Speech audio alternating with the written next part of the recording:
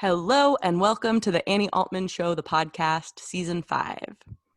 Welcome to the 10th episode in the Compassion C series, and welcome to Kyle Kelley, episode number 3, namer of this show, and check out the Kyle Kelley Show on all the podcasting platforms. What's up, Kyle? Thank you for being here. What's up? Thanks for having me. This is the third episode of the series? The third episode of you as a guest. Me being on. Oh, yeah. I thought you meant of the season 2 or series of C's. And I was like, whoa, it's numbers of 3. All the 3s. Whoa. This is the 10th episode in the 4th C. Numbers. Oh, 40. Sick. Congratulations. 40. You're 40. Okay. Looks good on you. And it took 4 decades of maturing to get to this point. How does it feel having done 40 podcasts? 40 podcasts? I mean, I've done more than 40 podcasts. What are you at now? Sorry. Oh, overall? 40 of the C's, you mean? Like those, Mm-hmm. That is... This project that you set out on. Yeah, thank you for that, because I've totally gotten sidetracked from that as like a project within the podcast project. It feels really fucking good, and it also feels still uncomfortable to have, I guess, the comfort of doing what I actually want to do and like doing. And yeah, I remember starting it being like, Annie, if you do 10 episodes of each of the 10 C's plus connection, that's 110 podcast episodes for a season, you nut. And now I'm like, yeah, almost halfway through it. I'm like, this is so fun. It is. It's an amazing medium. Yeah, podcasting is super fun, and being able to connect it more directly to the humanity and still have it be its own podcast has been really fun. To like take the stuff I was already doing of having life philosophy, what is it like for you to be a human kind of a thing, and then getting more specific of something within each of the C themes. Mm-hmm. It's really kind of astounding your commitment to this project and just all the ways that it's evolved. Like, this is the first podcast that I did when you and I weren't really hanging out or like close friends. And we did this, and then every subsequent time after, like, we would meet at the park or go to open mics or something, and you would talk about this project. And then just the sheer consistency of like, what is this, like a year and a half, 2 years later, of us like being friends and going through this cycle of this project, and the consistency and the boldness of it. It's not easy to have like put stuff out into a medium consistently and like not eat yourself alive, like just from all what it does, like putting out content. Like, I think for somebody who cares is like difficult, because like you're committing yourself to putting out this content at moments when you're like, all the content that I have to put out sucks. Like, I have that sometimes. I'm like, God, I fucking suck at this, or like, this is like, that was a bad interview, or I shouldn't have said that, or like all the things that you can fucking eat, or like, oh, my graphics sucks, or like, I want to fucking find a better place to host this, or like, all the things that it involves trying to put out great content is like difficult to deal with, I think. And it's fun to deal with, but it's also like, there's so much, and to consistently be walking through like the business of that and the emotions of that at the same time as this project grows, like this project that means something to you, is astounding to watch. I think you're killing it, and it's inspiring.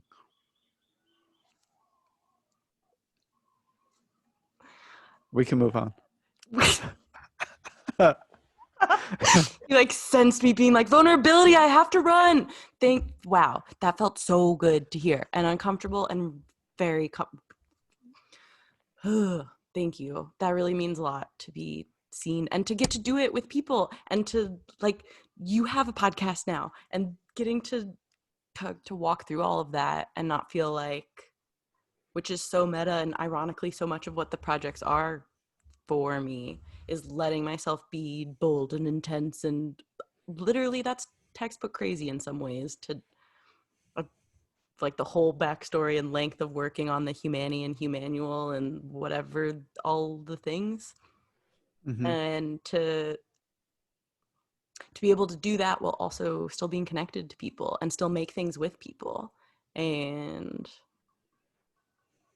yeah, it's some real, art therapy is really real.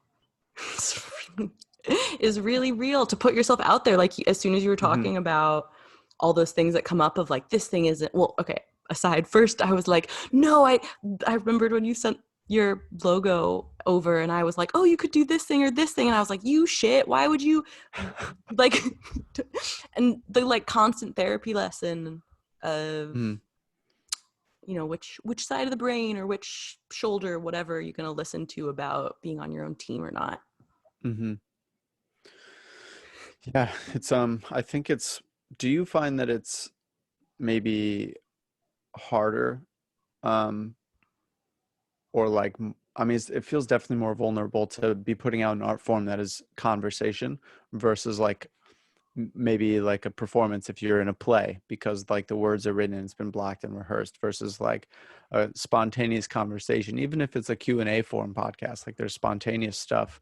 If the show is flowing, like there's spontaneous conversation happening, and it's like so unscripted, and that's like there's like some danger in it. Which is the And fun.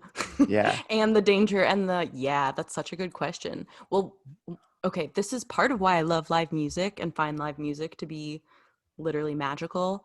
And any live performance, live theater, I fucking love, because there is Mm-hmm. that danger, that presence, that like the difference between doing a yoga class in person with someone versus doing a video recording Mm-hmm. of a yoga class or any sort of like movement thing that Like the urban feels hot room, like late at night, like 40 people in there. That's like there's danger in that. physically and spiritually. You're gonna learn, you're gonna get a good look at yourself in the mirror. Mm-hmm. Yeah. That was Yeah. like Well, a, go ahead.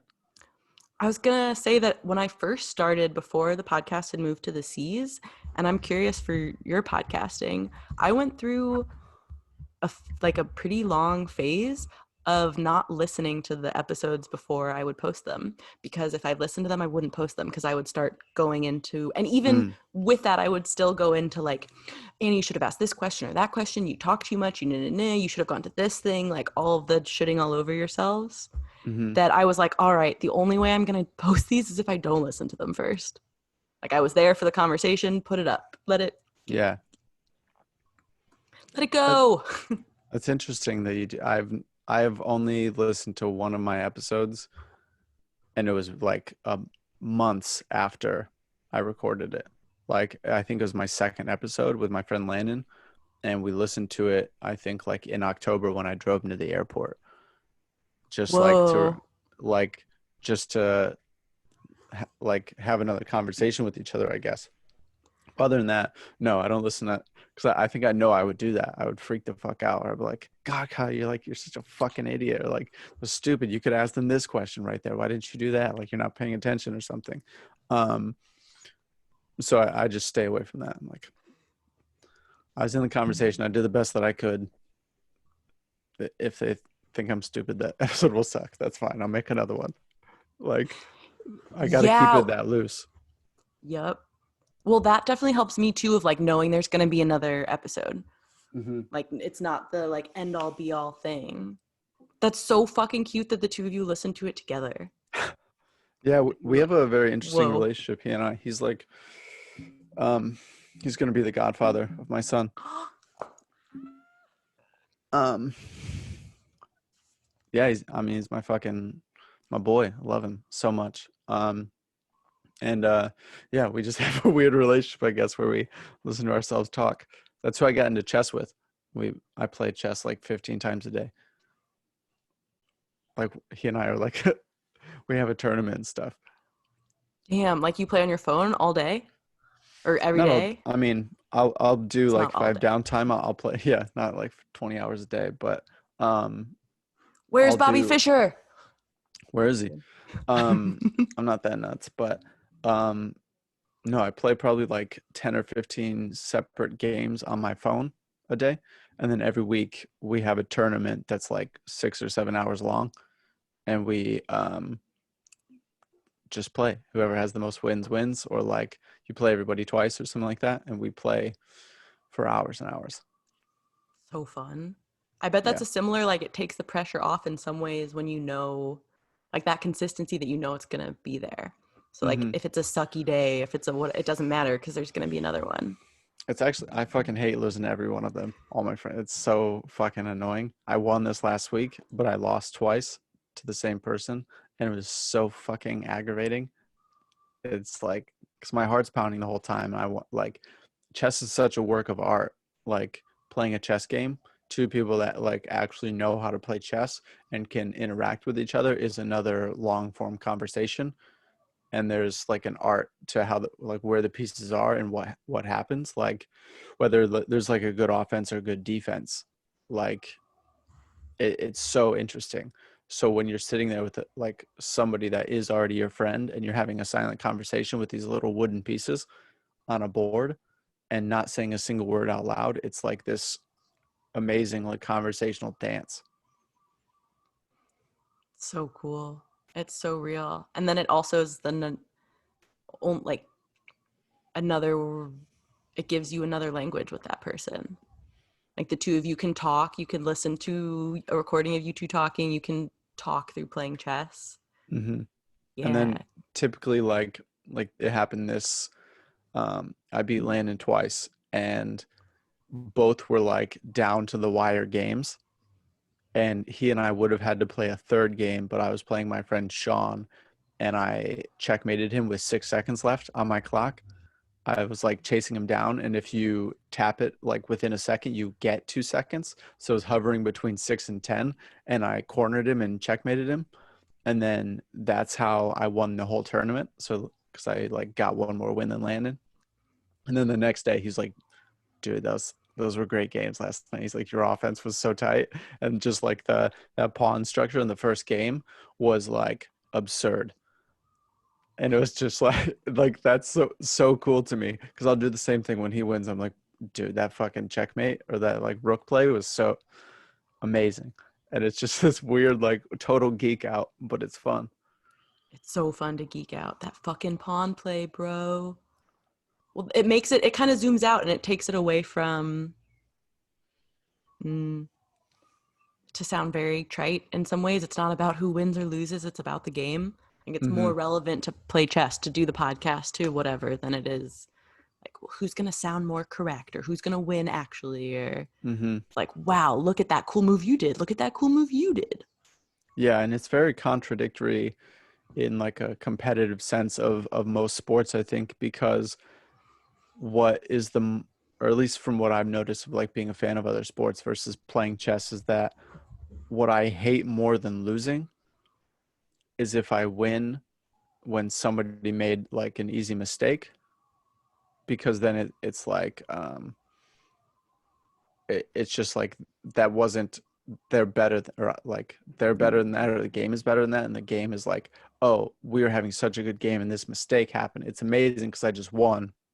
But it's like the like fighting to the death until the death is so much fun when you can, versus a mistake, or like if you lose and you made a very stupid mistake, it's like so just like annoying as fuck.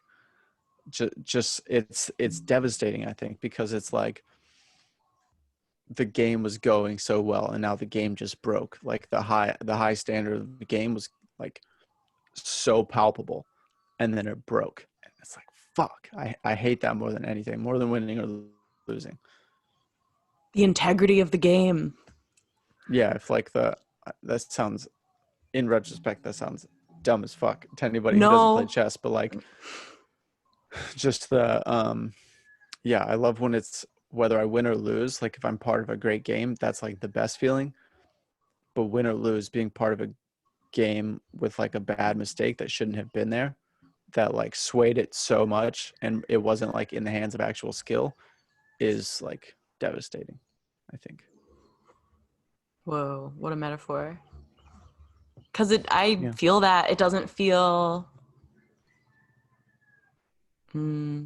it feels icky. There's like an ick factor about it that also feels sort of illogical and also Mm-hmm. like a wasted potential, like a missed opportunity of like we could have had a game of going down to the end and to the wire, and instead it Yeah. was like, oh fuck, like oops.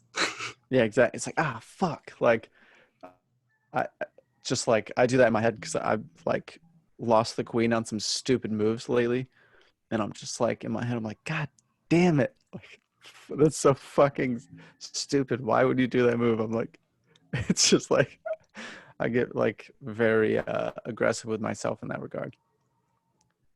Does it feel like bombing in a comedy? Is it similar to that? Or is it because as soon as I was like, we were going into all of this, and then I was like, all right, what's the lesson here? Like, what's the practice? What's the like Mm, from your like spiritual people stand up bit of like, what's the learning of this? Of like, there is like, you I don't know, know, bombing and stand up is like I don't know that I've done enough of it to really, really bomb in front of a bunch of people. Like I've gone, I'm like, I think that I prepare a lot for like that's probably the only thing in my life that I really prepare for is when I'm about to do stand up because like that sounds so devastating to me to just like let everybody down with a fucking stupid joke or just like just something that isn't funny and it's just like a waste of time on stage or something and it's like and people don't get their laughs. That sounds like a nightmare versus like going up and fucking killing because you did all the work to do it. And like if you do all the work to make a bit and it's like as best as you can do and then you bomb, it's still better than bombing when you didn't prepare. Because then you're like, oh, I know that I could have done better, but if you know that you did your absolute best, then you bomb. It's like, okay, like I can take this one back into the lab and like play with it or throw it away or something. But like I've done that where like I think the second time I ever did stand up, I went and like tried to be funny and I bombed hard as fuck in front of a bar of like 30 people. And I was just like, like, fuck, like speechless, like so mad, but also like so hurt at myself because I was like, no, I don't need to prepare because like the first time that I went, I made a bunch of people laugh. So I was like, okay, I'm cool. Like, I got this. And then I was like, I can push it a little more. Mm-mm. Because it was like inauthentic. It was like just trying to fucking wing it and make people laugh because like I got it, like in air quotes. Like it's not prepare. Like you need to actually have something funny. It's not enough to like be funny sometimes. Like it's a like, hey, you're up in five, be funny. It's like that sort of level of things. And then I was just speechless afterward. I was like, I think I stayed up that whole night afterward and I was just like, fuck. Like you can never do that again. That is like a monumental failure. and it sounds like you haven't done that again. Like you were like, okay, I'm not gonna go up without preparing again. Like with to Yeah, go it's back to scary. chess, I feel like have you made the same mistake in chess like 5 times, or do you make it once or twice and then go learn from some other mistake? Mm, I don't know, because it's been a pretty consistent mistake because there's so many. I'm pretty sure that mathematically there are an infinite amount of possibilities for a game, and then each step makes it multiply in some or like makes the number change of what the possibilities are. So to make the same mistake can be a consistent thing. It could be somebody's entire chess career, like of making the same mistake or something, and then that's why they don't progress. But like, yeah, I've been slapped in the face with the same mistakes so many times where I sometimes just want to smack all the pieces off the board because just like it happened the other night. I was playing my friend Brooke and I was like, my opening was pretty tight and hers was pretty tight. And then we kept rolling through the game and I thought that I had her, but she was one move ahead. And I didn't know that that was mate. I thought I could get out of it because I thought that I was a move ahead and I was like, oh, I have a back door. And I didn't have a back door and she closed it and checkmated me. And I was just like, you son of a bitch. Like, just, and it was, I don't know. It's a tragic game. I think they call it the Royal Game. I haven't heard that before. That's its nickname. It's a fucking powerful game. It's like, I play online and I fucking sometimes just get like, this one guy did a three move checkmate on me, like a trick, and it's like I should have seen it, yes, but also it's like I'm trying to work on like openings and actual like structure of a game, and this person just came out and did a trick. So I was like, okay, and I rematched him, and then I blocked it. He tried to do the same trick, and I blocked it, and I smacked the fuck out of him. Like, I just like methodically after that just took piece after piece and put him into a corner and checkmated him, and then just like shut him down. But then I'll play another game, and somebody just like, as soon as I move, they're just slicing everything down and demolishes me. And it's like I have no chance. It's like it's a very humble and aggravating and beautiful game. Ooh, such is But life. Humble and this isn't, aggravating and beautiful. yeah, this isn't C for chess. So I'll stop fucking blabbing. They're all C words. It's all in the same. And also compassion for the compassion C of what are the things you feel passionate about? Like, what do you get excited about? It's all Good a save. metaphor, man. Oh yeah, I got some. Let me bullshit some words somewhere. And also say real words about, because it is all metaphor, and it is like all the things you were saying. I was like, wow, this thing of self-talk, or this, when you're new at something too, and like like you said, you're like just learning openers or that sort of like new to something kind of it brings up extra much all the insecurities and all of the perfectionist tendencies that everybody seems to have some of, where it's like, well, why would I play chess if I can't win and destroy people every time? When it's like, that's not actually like, I don't believe that that's actually what you would want to have happen Mm-hmm. anyways. It's easier Yeah, to say having that a to good loss you. is good for you, I think. Yeah, I think so too. And it's like, feels like maybe we're not supposed to say that, or like that's not something, like it's been so conditioned for that to not be celebrated. And also like, wow, great, you lost and now you learn a little bit more, or you lost and you had a great game, cool. Mm-hmm. I feel like that, to like tie it to the podcast stuff and the self-talk and the like putting episodes out without listening to them, feels very related. Of like, cool, you recorded a podcast, share it. If someone enjoys it, that's great. If they don't, that's great. Mm-hmm. who, What do you who are you think about hurting? the what do you think about the concept of like deliberately not worrying if people like you? Ooh, that this feels super fucking relevant to compassion and the logic of it, because to me that is very purely logical in terms of being aware of if your worry is something you can or cannot control, and being aware that you only have your one limited human perception. Mm-hmm. That, and I say this having spent a lot of time and energy worrying about what other people think of me with all of this, like, to tag back to your thing of like the C's and the commitment to like being consistent with it, it's having that structure has helped me to do it when all these other things have come up of like, yeah, don't post that, or don't do that, or don't, mm, yeah, to, mm, I feel like for me, the challenge has been how to have that understanding go from my head to my body, where I can logicize and I can say, scientifically, it literally makes zero sense to give energy to worrying about other people's perceptions, because I literally have zero control over it. So why would I give any fucks towards something I have no fucking control over? That Mm-hmm. seems only destructive to me. That having that actually go into feeling that is where the challenge comes up, because humans need humans. We need people. And Mm-hmm. I definitely went to a pendulum extreme of like, oh, well, all my validation has to be internal. It can only come from me. And like the humanity, I'm going to put my name in a thing. So I remember to think about myself and not people please, which is manipulation of people for fellow people pleasers.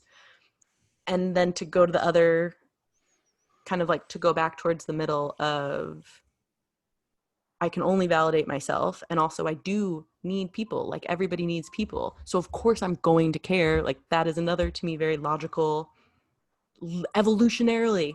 We're going to give a fuck what other people think because we need other people. Mm-hmm. And then when the closer we are with them, it becomes this weird, we care more because we care about them so much. And also, there's more safety because of having that closeness that and then this gets into the danger again of live recording or live anything where it's like, what's going to happen, where is it going to go? Yeah. Hmm. And that part cannot be logicized or that Yeah. part can't be like, there's no science experiment besides living it. Yeah, but it's like such a tricky thing because it makes me think of, like, you brought up science, but biologically our brains were formed like in a fight or flight state of like as hominids like first split from like the other branches of primate and like started to gain a conscious mind and things like the conscious mind as we know it like evolved through this like need to gather and hunt and stay alive and survive and like have small communities, and everybody had a purpose to like keep the group alive and keep things moving, you know, like in these packs or these groups. And then like over like, you know, fighting like fucking saber-toothed tigers and like giant snakes and shit and lions or whatever, like or like other monkeys, and then going into a progressively, I guess, like air quotes, easy or easier existence with each technological advancement. Fire made things like a little more like a little easier or a little more efficient or, you know, a little bit better. And then like antiseptics, and then like, or I mean that's way later, like fire, and then like primitive tools, and then primitive weapons, and then like more advanced shelters, and then more colonization, and then like more advancements and more weapons, and then like what 150 years ago like antiseptics and awesome medicine, and then everything, like think about our lives now is like super easy, but there's still that need for survival. So there's like, where do we put that fucking energy? If it's not physical, it's going to be mental. I think that's why working out feels so great. So like when you go through like a really hard workout, like whatever modality you choose, but a really hard one, I think that's why it feels so satisfying, is because we like this vessel that we have, this like structure of ligaments and bones and flesh and muscle tissue, like was made and evolved fighting other things for survival. And now it's like gotten more and more meta and more excuse me, granular. Whoa. That's so So it's real like, that then that same energy has to go somewhere. Like, mm-hmm, those impulses are going to change. They're not going to go away. mm-hmm. Yeah, so they like go into our brain. Whoa. And then all the technological advances too of social media and internet and podcasting and all of these things where then we were able to be more self-aware, and then we're able to be more self-aware. So it's easier Mm-hmm. also to compare and to compete and all of those C's. Be cunty. I'm gonna put that on the podcast. Be cunty. You Yeah, saw like that? to ourselves and to what? Oh, I put that in a post yesterday, like being cunty. No way. No, I didn't see. Mm-hmm. Um, yeah, it was Cool on my timing. podcast last night. But Whoa. yeah, be Very cunty, cool Annie. timing. Maybe I'll put that on a shirt too. Chilling the best I can. Be cunty. Hashtag be cunty. Yeah, that would be great to get trending. I don't know how like the feminist movement as a whole would respond, which would be fun. It'd be, I think it'd be, you know, 50-50. Like it'd either be the best shirt ever made and every feminist would get behind it, or it would get like you'd get canceled. Ooh, well, okay. I'm glad you brought that up because this was such a good example of how aware are you, how much is your decision making based on other people's perception? Because I feel like cancel culture is such a in everyone's face example of this. Like, you're going to be kicked out of the human tribe. Like, you're no Mm-hmm. longer welcome. Yeah, you're excommunicated. Yeah, this is part of my deep love for the internet, as much as I'm like, the fuck internet, is that you can't, there's no being kicked off the internet. Not Well, really. there I is mean, they're actually obvious, yeah. they're And there's, banning people from. I mean, Donald Trump got his Twitter banned for life. yeah, yes. And there's all sorts of internet censorship in Mm-hmm. all of I mean, in several countries. I'm not going to speak for all the countries. I don't know. That's ass talk. Like, it is not as simple as you can't be kicked off the internet. And I guess what I mean is more than other communities of humans. It's more, it feels to me much more like, hey, we're all here. We all need to figure out how to exist here together. On the internet. It feels like it's a more, I mean, obviously, like, the literal earth is the most tangible of that. And I feel like to your point of like evolution getting us more in our heads, I feel like the Mm-hmm. internet is a reflection of that. And then we're For able to see sure. like, oh, we are all connected. I can see what someone on the other side of the earth ate yesterday. Like, the fuck? Yeah. We like, this is another, I feel like this is more tangential of the timing of technology and biological evolution and the time scale, like how fast biology can go versus how fast technology can go. Mm-hmm. Like, how are we supposed to conceptualize? We can't. I feel like we cannot. What do you think about cancel culture? Also, I'm aware that you're the only one asking questions here, so thank you for asking questions. No, I think cancel. I think cancel culture is silly. I think it's counterproductive. I think it makes sense in a lot of ways in terms of people have the right and the ability to hold whatever boundaries they need to hold whenever they need to hold them. So if someone's like, I want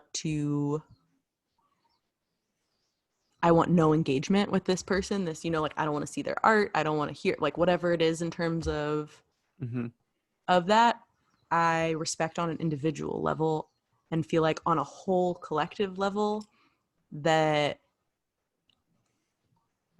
to me it ends up being counterproductive for a few reasons. One is that it's based on shame, which I can hear people hearing that and being like, no, it's holding people accountable. And it No, it's really not. feels like it's based on shame. Like, to me, holding someone accountable would be helping them with different types of therapy, would be you can hold someone accountable and say, hey, that's not okay. You're not allowed to behave like that. There are going to be consequences if you behave like that, while also saying, hey, dude, what's up? What's going on? Here's resources to help you if you're open, and giving people those opportunities Mm-hmm. to learn It and to seems like an grow. age thing too. Like, would you fucking cancel a child? Like, if a child like accidentally said a racial slur, would you be like, you're exiled, you gotta fucking go now, like your life's over? No, you wouldn't. You'd be like, Yeah. hey, we don't say that. Like, that's very ignorant and insensitive, and we don't do that. Like, and this is why it hurts other people's feelings. It's like it's unintelligent, it's non-compassionate, it's non-empathetical, and it makes you sound like a piece of shit. Like, you wouldn't just say like, okay, fucking, you're 5 years old, you go over there, you're going to be in prison now forever. It's like after you're 18, you're expected to always be prim and proper and have everything like in line, but we don't even have a system that helps people get everything in line. So it's like we just expect people to be fucking great or excommunicate them, and it like isn't that way. Like, we as human beings are always finding our boundaries, like where things are, like trying to find the like edges of our existence, so to speak.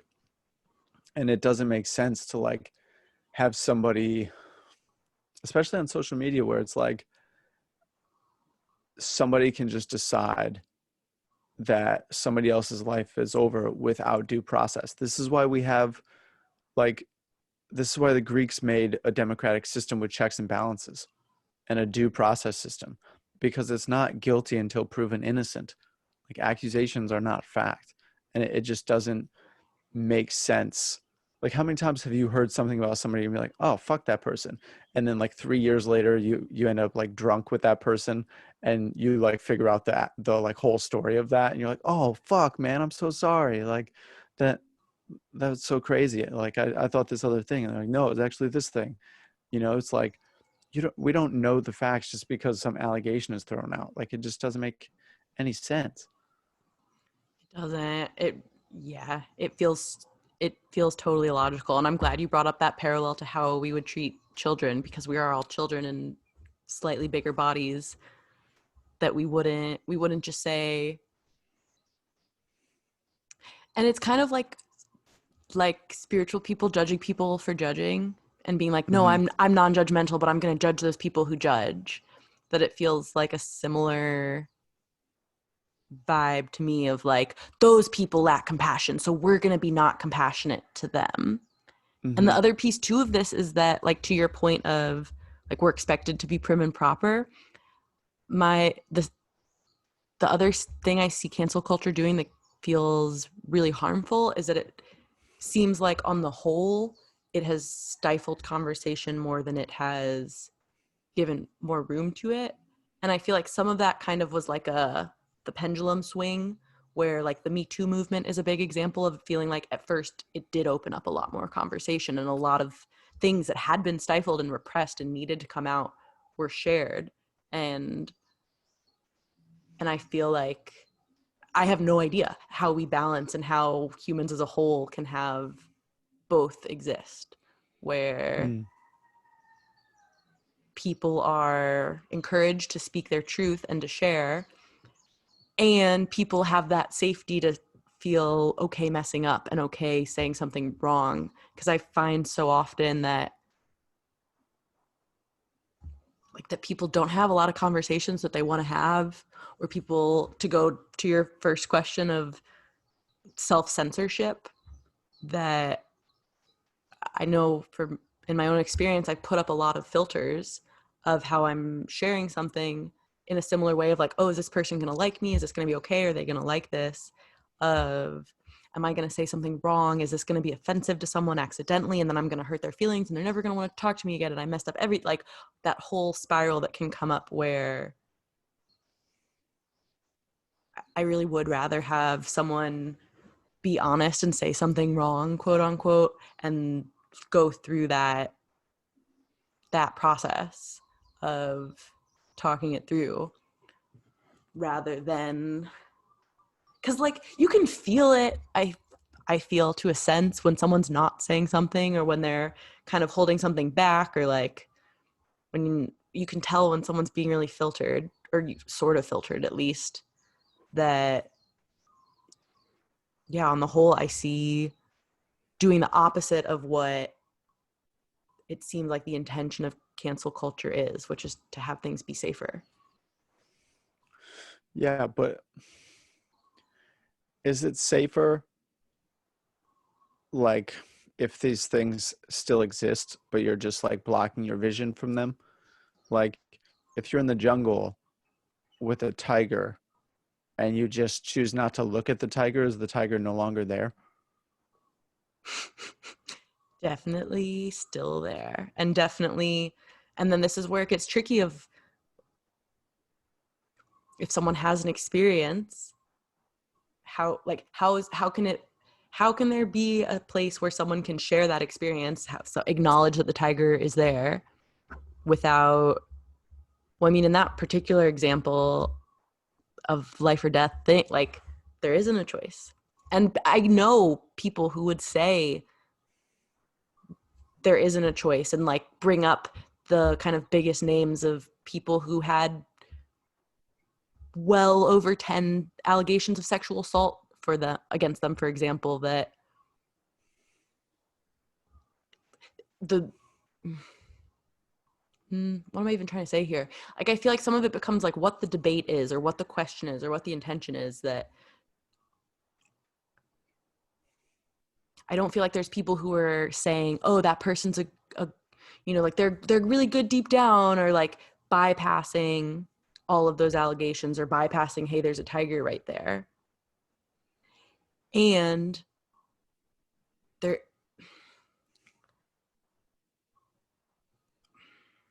I don't know. I guess, I mean, I haven't thought all this through or talked this out of like, I see again the intention of, oh, well, we need like make an example out of the whatever that comes up in so many government and human things, where it's like, oh, we got to show other humans that this isn't okay.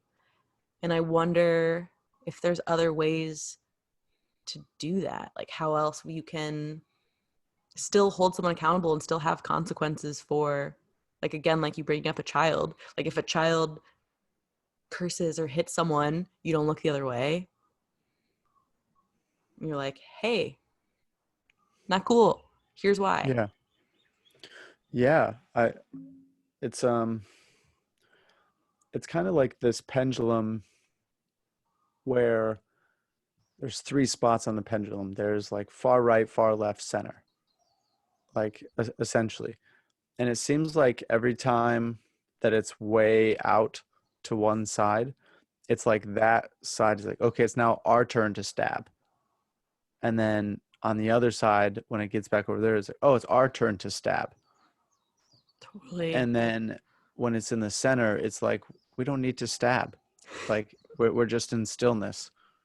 Like, and we can, like coexist together.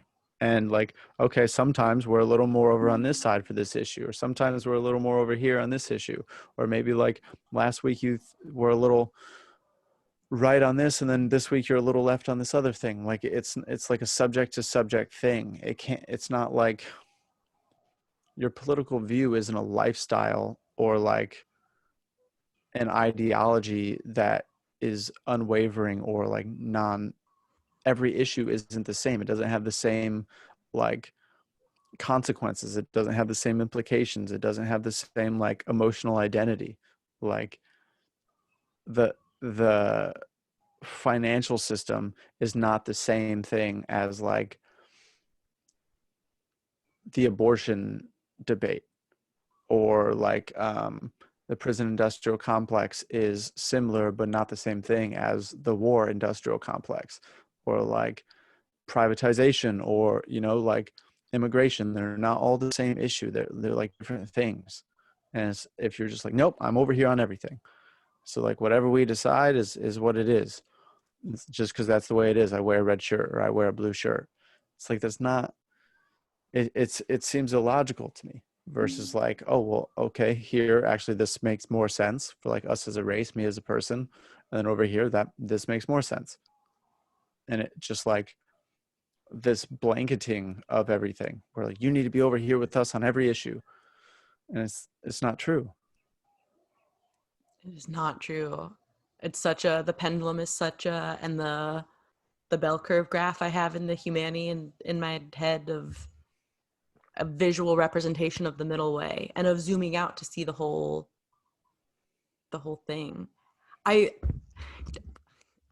maybe this is not the question to, the future is female phrase I'm not into, because to me that's the same pendulum where I get the Yes, swing. And I exactly. was about to ask you, and I was like, let me actually answer that first as a female here rather Just than throw the dude into the fucking water yeah, with the sharks. Just, yeah, hey, straight white male, what do you think about yeah, this yeah, feminist issue? exactly, because I like, someone gave me a candle with that once, like a neighbor in LA, and I was like, I really thoroughly dislike this phrase and this concept, and it's, and like the Mm-hmm. same, like the bipartisan system, the all of these things that we have, that it makes sense. Like I see where it's easier in terms of how to accept duality to just focus on one half.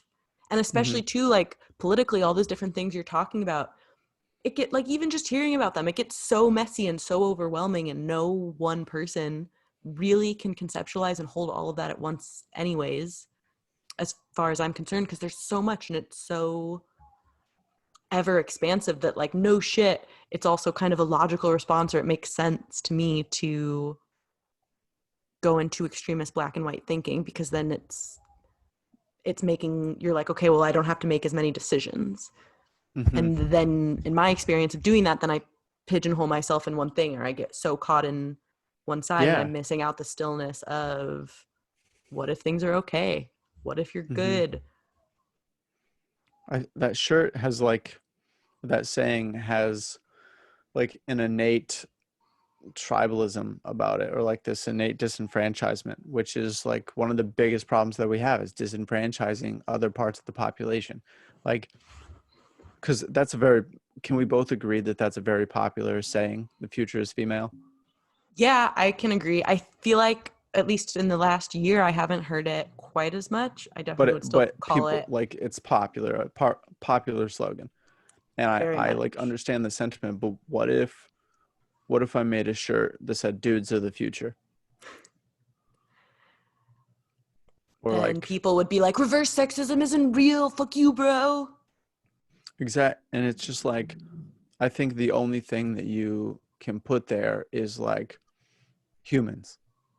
Humans are the future. We are the future, because it's like, you can't, there's like an innate, um what is it, what's the opposite of inclusion, like what's the word for opposite of inclusion, like, Exclude.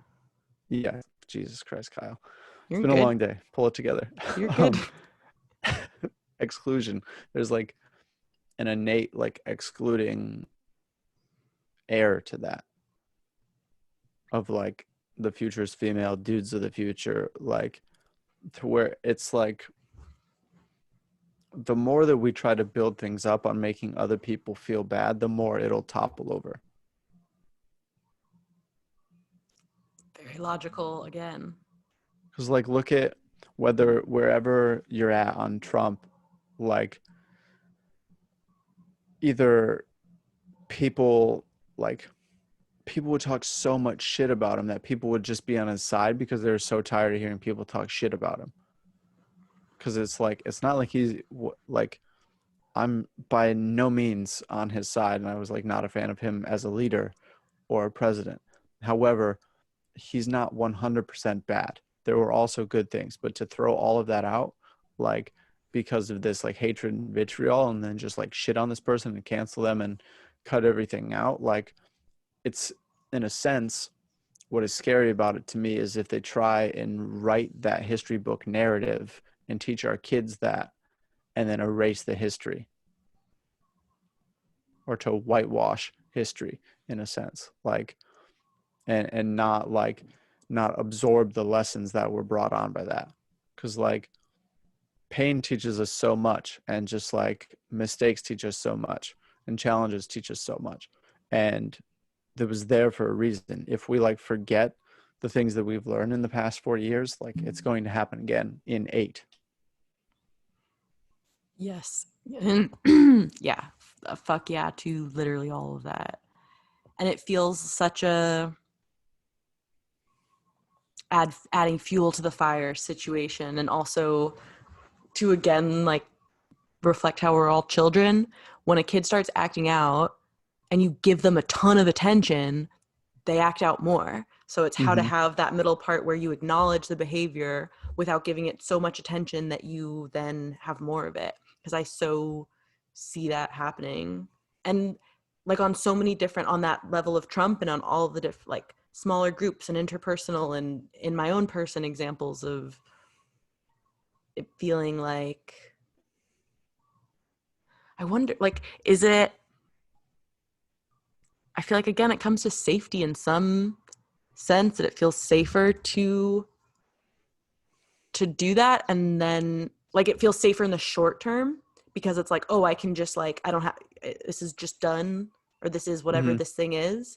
And in the long term feels really disconnecting from reality, because it seems like it isn't actually embracing the whole reality. Mm-hmm. Did you see the article on cuttlefish? No. These cuttlefish pass this test that's meant for like a human child, to teach them like delayed gratification, where essentially you put a kid in a room with a marshmallow and you say like, if you don't eat this for 15 minutes, we'll give you another marshmallow and you can eat both. And kids who pass it are like more intelligent because they learn like long-term gratification. A cuttlefish passed that test with crab meat and shrimp because it liked crab meat, but it loved shrimp. And they were basically like, to this cuttlefish, if you don't eat this crab meat, we will give you shrimp. And then it didn't eat the crab meat, and then it got the shrimp. It passed this test. A cuttlefish, a cephalopod, passed How this. did they communicate to it, or how did they train it or teach it that it would get? I don't. That's That so was like cool, the and I little. love the marshmallow is one of the funniest studies humans have ever come up with. Yeah, here's a marshmallow. I'm gonna do that with my kid. I'm gonna sit him down here. If you don't do this for 15 minutes, you'll get this. I'm gonna teach him that.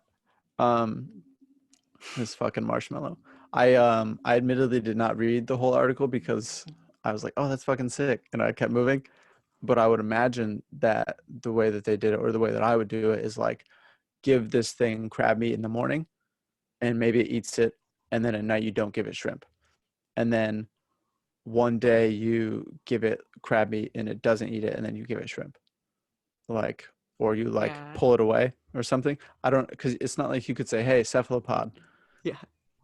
I'm gonna look it out. I was not prepared for follow-up questions on that. Bring up that article. Failed the It's pop quiz. no, it's not a podcast bomb. My science brain is being like, how did they make that study? Did they wait until the cuttlefish spontaneously didn't eat it and then, which then also like we're all conditioned patterns, man. We're all Yeah. doing that same thing. Also, that'll be fun for you to marshmallow test your child. And the worst case scenario is, especially if you like do it when they're really young and they are like, what do you mean 15 minutes? That then you do it again and they learn at some point. It picks up. Yeah, which I'm preaching to myself, right? We're like with, or like I was preaching to you about chess. Like it's at some point that mistake will change into a new mistake that you can learn from. Yeah. Just getting slapped in the face by mistakes. A yawn of agreement from the emotional universal bitch slaps of love. Yeah. Just fucking yawning and slapping all day. This is human existence. And the marshmallow test. And the Yeah. marshmallow test. Okay, I want to switch to asking some questions to you because, specifically because you're someone who I really enjoy talking about the overlap of emotion and thought with and how they're the same and different.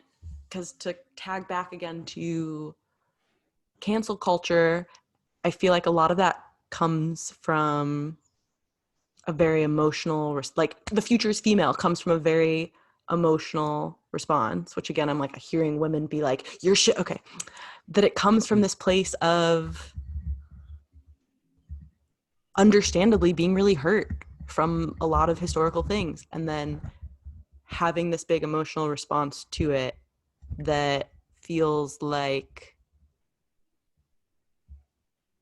I'm not sure how to acknowledge the emotion with that, like with something as big as how many females have experienced sexual assault and rape for Yeah. that specific, how to acknowledge that and do something about it while also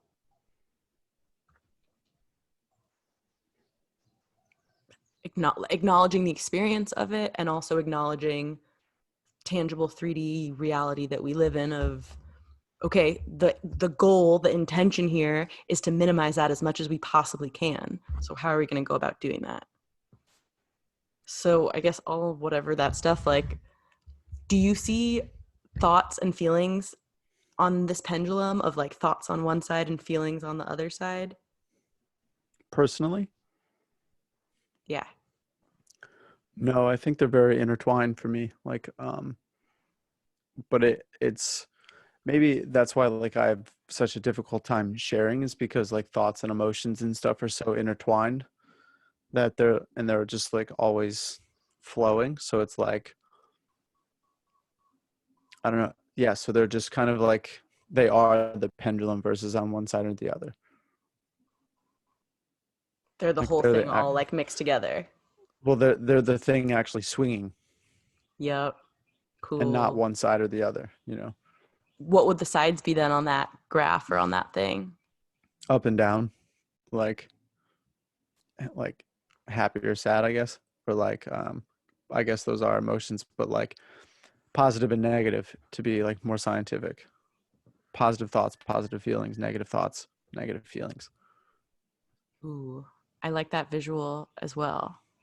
And then the thing that is swinging being you, which is comprised of your thoughts and feelings, which of course are all meshed together. Which are all meshed.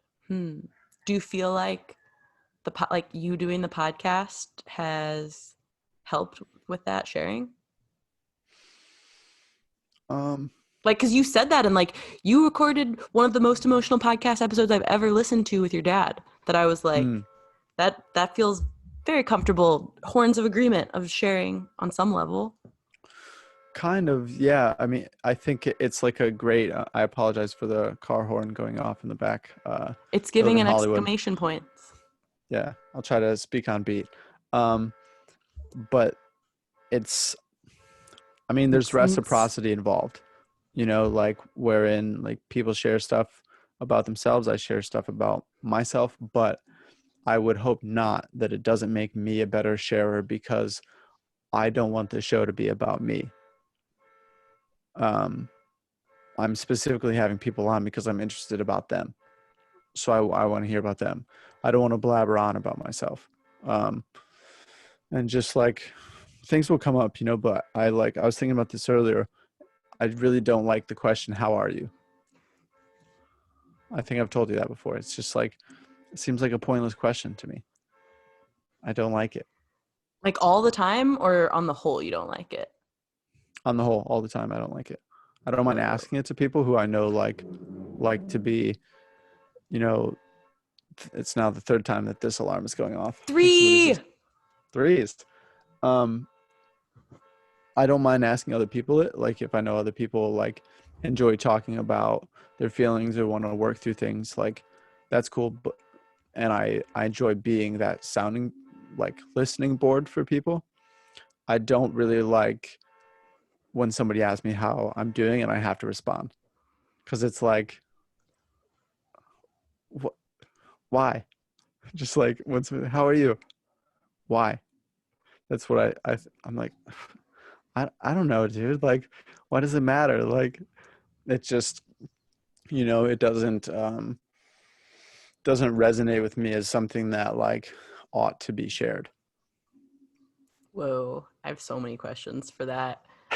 And I I relate to probably so sound much like a of that. lunatic.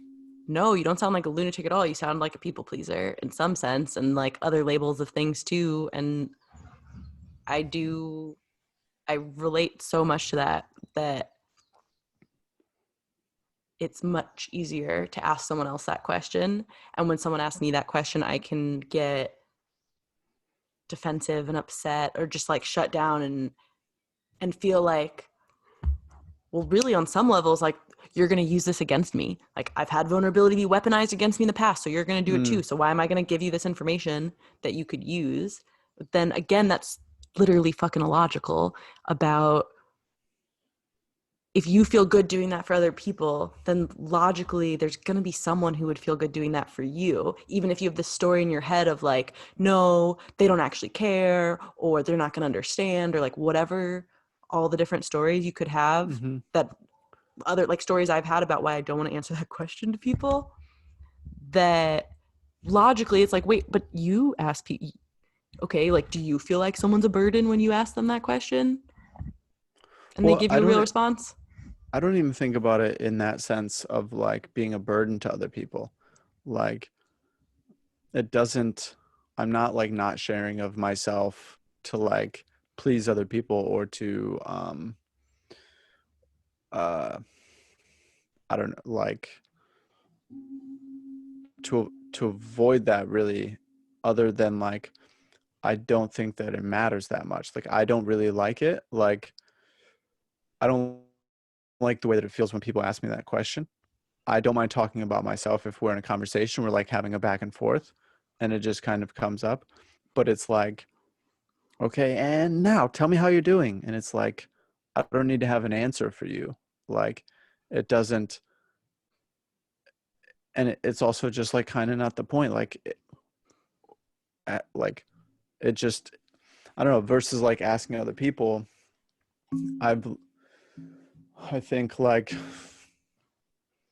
I try not to ask it as much, but if there's people that I know who enjoy talking about their emotions or like to walk through things or something, like my more quote unquote woke friends, I'll ask them how they're doing. But like if it's people that I don't explicitly know enjoy that question, I'll just start talking about stuff. Like, hey, like talk about fitness or like talk about, I don't know, fucking chess or books or something, you know, versus like tell me about your feelings. It's like it doesn't, it's not that enjoyable to me to talk about feelings. It kind of sucks. That's so interesting to hear from you because I feel like, and maybe then that's, I'm like, oh, well, has it only been, or is it, because I feel like you have shared feelings to me too. And also maybe I'm like getting colored by the questions you ask as a sounding board for feelings. I feel you, feels about that, like feeling put on the spot when someone asks and it feeling sort of startling or sort of, yeah, like you're being asked to go in deep to your self reflection on some level or share Mm-hmm. some part of you that feels like I wasn't prepared for this. Like I didn't have time to prepare. I'm curious Yeah. if, like, if you want to share your feelings, your choice. Do you ask yourself that question like during the day or like I don't know when you're working out or once a month or whatever? Like does that question ever come up between you and you of like, hey, how are you Mm-hmm. doing? Yeah. I mean, multiple times a day sometimes. Like, because I know I can tell, I can feel how I'm feeling. I can tell how I'm feeling. So it's like, okay. And like, and keep going. Like, it's like, if I wake up and I work out and I'm like super tired, it's like, okay, either go back to sleep or work out tired and then just keep going. It's like, it's not, there's an acknowledgement. I try to be very acknowledging of like, if I notice that I'm more fearful or I'm happier or I'm like sad or I'm sluggish or whatever, like I'm aware of those things. It's not like I'm just shutting them off, but it's like it, I don't really think that it serves to just sit there and be like, well, I'm sad. I'm just going to sit like, you know, unless I'm like, well, I just want to sit for a while versus like shutting everything down because I'm having emotions or something, you know, like, um, and it, so I ask myself that all the time, or I don't even ask myself. I just know, like, oh, I know how I'm doing. Like, I'm good right now. Cool. Or I'm upset, you know? And then it's just like, I'm now going to start doing things that will start to heal that. Which is again very logical of acknowledging it and also being aware that the world is still turning, life is still happening. So what do Hmm. you want to do? Do you want to go back to bed? Do you want to go work out tired? I wonder And though, it's a hearing you me and me say thing. you say more about that It's if you want. like, it's a me and me thing. It's like, unless I really, really need help, like, and if I do, I'll go seek a professional. Like, I'll get a coach or a therapist or a personal trainer or, you know, mentor or whatever, or like read a bunch of fucking blogs or something. But other than that, it's like a me and me thing. And or like if I'm really upset, I'll like I will talk to one of my friends or something like that. But it's like other than that, there's more to like, you can hang out with people and not talk about your feelings the whole time. You can go have a fun time. Go have some fun, human, and also Yeah. go do something because if you're only talking about the feeling, then that's the only action you're doing. Yeah, you're not like, so but then I also get like having a powwow with your people or like having a hard conversation to walk through. But just like for the general question of like, you walk into somebody's house and they're like, how you doing? It's like, God damn, man, I already want to leave. Like, fuck. Let me Yeah. get in the house, please. Take my shoes off. Cup of water. Well, if I can sit, you Yeah. I'm know. glad to be And here. Thanks for having me. yeah. Um, but like, I mean, you and I, when we talk about ourselves in like a way of like, we just start talking and then things come up. And I like that way more than the prompt of things. I don't like being prompted. I think that's probably closer to the issue of like what bringing this up is like, it's not deeper than that question is being prompted. I don't like where it's like, and go. Like for you or for me. It's like, you know, I my grandmother the other day was like, tell me a joke. And I was like, well, I'm not a monkey that just dances on cue. And she started laughing. And like, I meant that to like say like, I'm not here for you, but then it ended up being a joke. It was funny, but funny to us, I guess. But it's the prompt of things. I like that you did end up telling her a joke in that scenario. I feel you on that, of it feeling like someone's wanting to, like, it can feel forced or fake to me, or like too controlled or contrived for those C's. That Hmm. I get that a lot of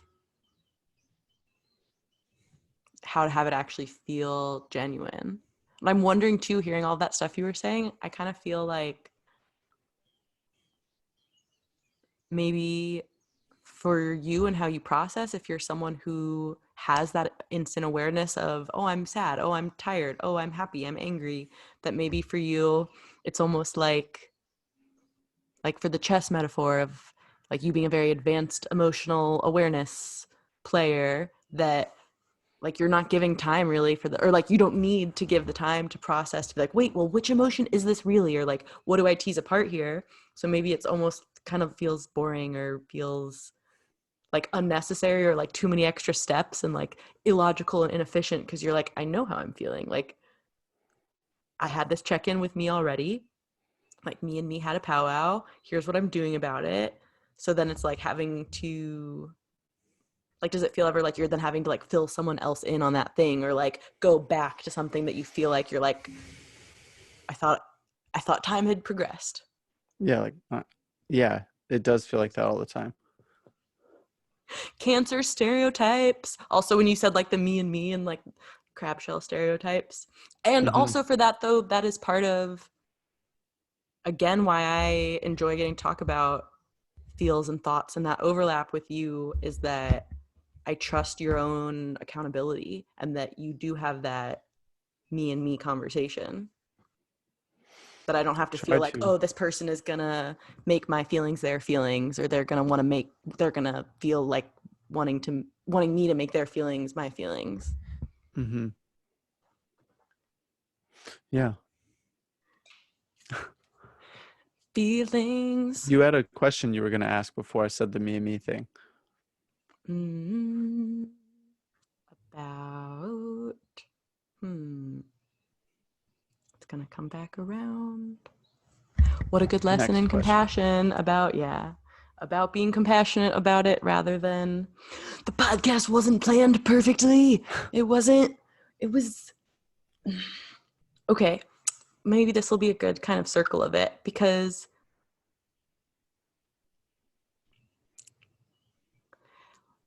mm, does compassion feel logical to you? Yeah, for sure. I How would think you define, mm, I guess I should have it, started there.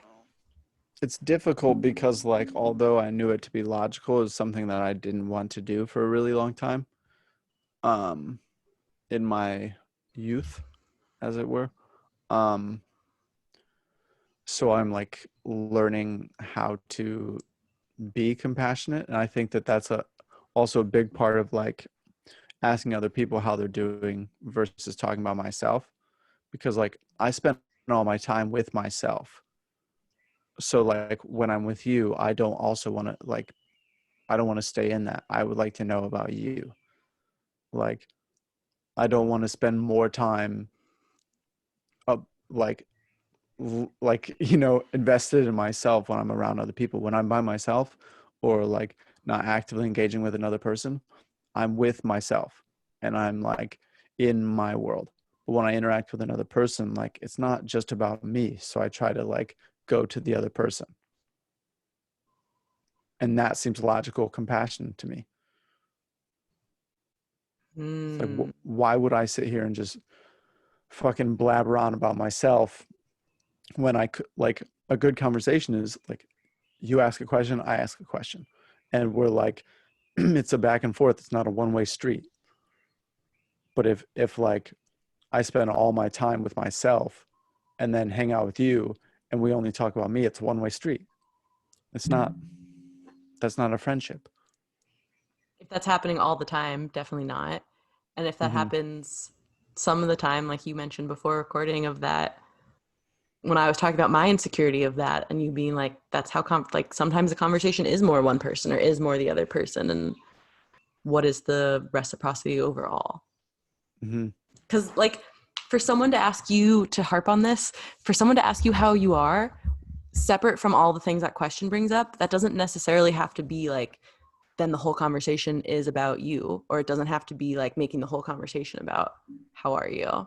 And I get how those can feel related, because sometimes it can be like, oh well, then like this is the only acceptable conversation we're having is about feelings and about mine right now, and like am I in friend therapy, or it just kind of changes the I Yeah. see how it can be that it does like bleed into or end up rippling out into the whole thing.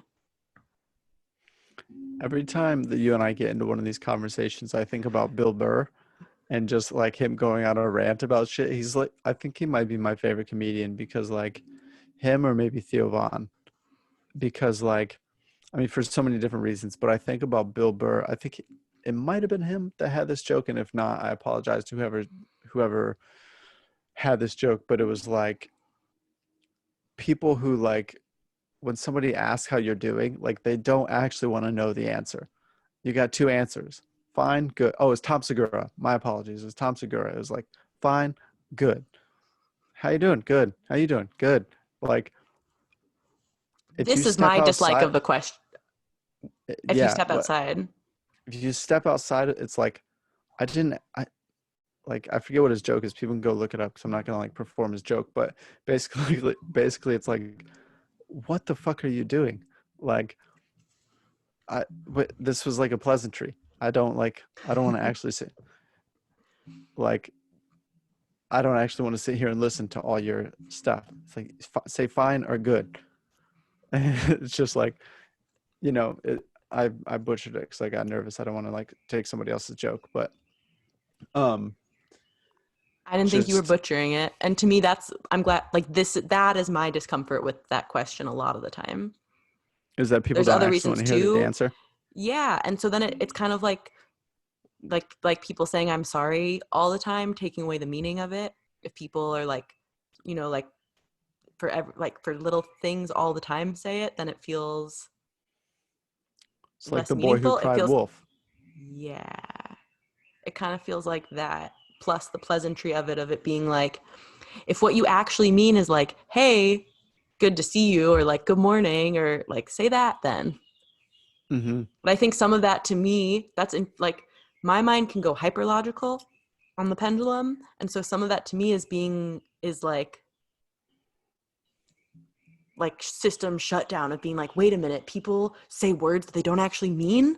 Like you don't actually mean those things that you're saying. What? And then like shut down about that. Because I like the one, like you said, of being like, why do you want to ask to as an answer to how are you?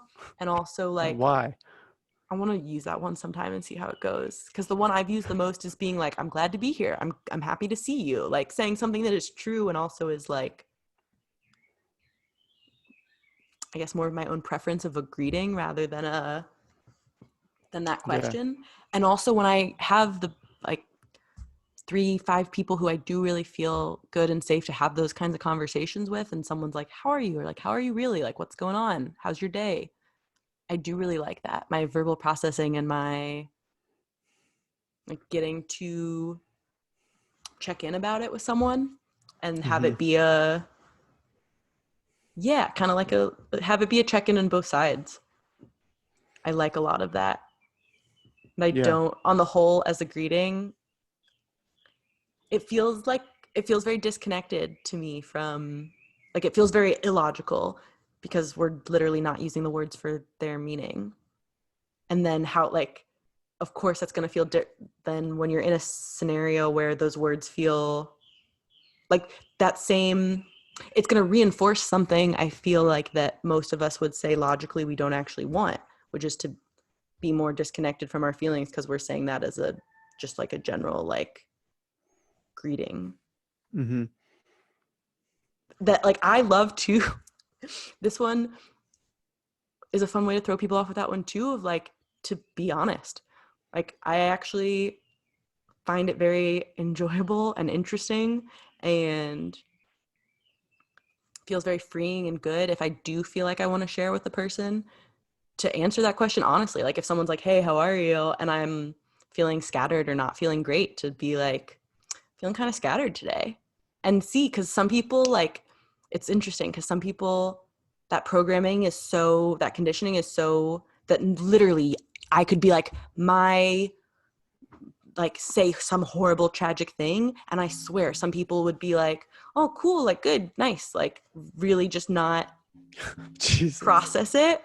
I don't know if you've had that happen before, or if you like it's cool to have those moments where, like, I've had some really cool thing. Like I've had some very profound feeling moments of deciding, you know, like I am going to answer this person honestly and share and see how it goes. And like maybe that's then just them being like, "Oh wow," or like, "Oh cool, I'm glad things are, you know, so good," or whatever it is, or maybe it ends up going to like some other conversation, or it brings up some other thing, or reminds them that they could answer that question honestly if they want to in the future too. Like we can actually use those words to mean what they mean. Yeah. Yeah, I think it's like it's really valuable to have people in your life that you can do that with. Because you got to talk about your feelings with someone at some point, even if you are fully Hmm. aware of them. Yeah, just like also there can be like a post-mortem.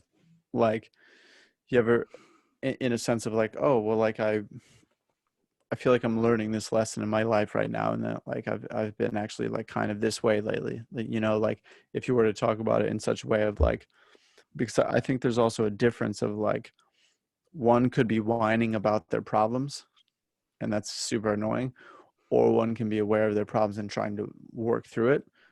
In which case, like it's very easy to be there for that. Like someone's like, "Oh, Totally. I'm having this problem. I'm trying to work through it." It's like, okay, cool. Like, what's the problem? Let's go. Like, what do you know? There's a major difference. There's a major difference. Whoa, that's part of too. Then it can feel like that how are you question can feel sort of like brace yourself of like, wait, is this person about to like give me their emotional baggage and expect me to carry it, versus have they checked in with Sure. themselves, and is this going to be a helpful way to support them in their own process. Mm-hmm. Yeah. Well put. Sometimes the thing of improv and live, you say stupid stuff and you say smart stuff, they're both going to happen. Interchangeable. Yeah, they're all just word labels, man. This was a very flowy podcast. Yeah. I don't It's a know what just class. happened. What do you mean? Like I feel like we went to all sorts of, we covered a lot of ground, and it felt like a cool, like I felt the being the pendulum of both thoughts and feelings swinging. Swinging around. Yeah. That's what I really enjoy about our conversations and like our hangouts, whether virtual or real, is that like we go to many dimensions. Yeah, dude, I feel that too. And And I feel also, like those have are you so, noticed? Go ahead. I was gonna say those are so fun because it feels again like that middle spot more than the extreme of just Hmm. one dimension. It's also feels really cool when you have time with a person in your world with them, like our friendship being the world, and in like the universe that like is us as an individual, all these like other worlds. And it's cool when you have time in a world with somebody where you can have all these conversations that like have no start or end after they've begun. And that like so they can just be down like here or there. Like you and I talk about, we could talk about something 3 times in a row and then not talk about it for 7 months and then pick it back up. You know, there can be a flow or like, hey, do you remember that time? And then it like gets us into this flow. And these conversations can be ongoing, just like earmarked, you know? I Totally. I I love that about friendship. Totally. I've never thought of it. I haven't put, yeah, whoa. I haven't thought of it in that way before. And not having to feel like feeling that everything can be on the table, and it doesn't mean everything needs to be on the table all the time and immediately talked Mm-hmm. about, that Sure. it'll come back around at some point. Or it's like Yeah. everyone's writing their friendship books and you go back to a different chapter or to a different thing and you're like, let's add more here. We've made this new discovery. And also, they're all just words. And that's the fun podcast comedy thing, is like we're literally just manipulating these word labels to create some, like we're expressing ourselves, which are then like not a purposeful manipulation, like they're creating some response or some whatever, that like it isn't really about the thing, right? Like it's about the book of friendship or the podcast book or the Mm-hmm. whatever it It's is. like, yeah, the thing, what is the thing that I'm way too stoned to finish this conversation. And this has been a long Record. conversation of going all over. What I was trying, I had this thought in my mind and it just like fizzled into thin air of like, fuck. Like, what is the thing that is saying actually saying? Like, what is the saying? Jesus Christ. What is the thing that is being said actually saying? And it's, I don't know if that makes any sense. Oh, totally. It's the same. It's like we were just talking about with how are you, where that's not actually what someone's saying a lot of times when they're saying that. Versus Hmm. you can ask someone that question or show a kind of support without any of those words. Mm-hmm. So it's like, what is the action? What is the feeling? It's never about the thing. Like it doesn't, words are fucking meaningless and they have all the meaning and they're great. And I'm going to have a sleeve of them. And also they're literally symbols. Yeah. Yeah. I mean, communication is such an interesting C, to put it in humanity terms. Like, um, It's the next one after compassion. the next one. Um, I look forward to hearing those episodes. What were you going to say about communication? I didn't mean to cut that off. That seemed like a Oh, good you're fine. conclusion. Just like communication is so incredible because of like all the different variables and the different like possibilities. Because you and I, we could do a Zoom call, and if we weren't doing a podcast, we could communicate with our hands. We could like communicate with our body language, our movements, like other things. Or in person, you can communicate with energy. Like you can communicate during a chess game. You can um, make a statement by going out of frame while we're on video. like, um, My like, communication by turning the light on. yeah, I was very assaulted by that. Um, it's like, it's just, My bad. Noted to give warning. yeah. Seizure warning. No. Just like communication and the way that like different cultures, like if you look at the Russian alphabet versus the Greek alphabet versus the Portuguese alphabet, like versus fucking American alphabet or something, like just the difference. And then look at primates, like we can communicate with other primates through sign language, like, or we can communicate to a cuttlefish to fucking not eat and then get shrimp and delay gratification. Like, that's fucking nuts. It's so nuts and it's so cool and it's so magical. I get like this stuff I get so nerdy jazzed about. Yeah. Yeah. Oh yeah. On all the levels, because it's always happening. You can communicate. I mean, to go like even having a thought about a thing is a communication. Mm-hmm. Communicating with self. Yeah. On to the next C for the episodes after this, that some of which are already out. Oh, you skip forward. I did. This is my first time learning compassion and logic, that rather than being like, it's not going in linear time and I don't have the person for the 10th compassion episode and I have to halt everything, I was like, well, I'll go back to it. It'll You've happen at dirty some dog. point. Learning to let go of everything being so rigid, or having a right now, Kyle, this is big podcast drama, honestly, that I have like the number of podcasts out. Like I have like podcast number like 121 or something, that online it says it's actually 120 because I'm still putting the numbers waiting for this one to come in. Oh wow. It's a soap opera. That It's a is soap. that This is is the Andy Alden show. my level of drama that I like to keep is about there. Yeah. It looks good on you. Thanks, dude. Thank you for Yeah. coming on a third time and for naming the show. And it's so cool to see the Kyle Kelley Show now and to go on Spotify and see our podcast logos next to each other with the alliteration names. It's so amazing. Well, listen, I love you. Thank you for having me on. Thank you for inspiring me. And Mm. I'll fucking talk to you soon, dude. Aww, dude, I love you. Thank you for inspiring me. Thank you for all the things. Thank you, listeners, for tuning in. Check out both of our podcasts. Lots of love. Thanks for being you. Love you. Peace.